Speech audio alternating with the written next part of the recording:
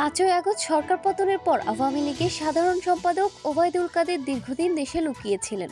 পরে তিনি কিভাবে দেশ ছেড়ে পালালেন এই বিষয়ে জানতে চেয়েছেন আন্তর্জাতিক অপরাধ ট্রাইব্যুনালের chief prosecutor advocate Mohammad Tajul Islam. ১৫ দিনের মধ্যে আইজিপিকে ব্যাখ্যা দিতেও বলা হয়েছে। তবে সরকার পতনের পর ওবায়দুল কাদের দেশে লুকিয়েছিলেন এমন তথ্য সরকার জানত না বলে জানিয়েছে স্বরাষ্ট্র উপদেষ্টা লেফটেন্যান্ট জেনারেল মোহাম্মদ জাহাঙ্গীর আলম চৌধুরী। তিনি বলেছেন, আওয়ামী লীগের সাধারণ সম্পাদক ওবায়দুল কাদের ৩ মাস দেশে ছিলেন তা জানত না সরকার। জানলে তিনি পালিয়ে যেতে পারতেন না, তাকে গ্রেপ্তার করা হতো।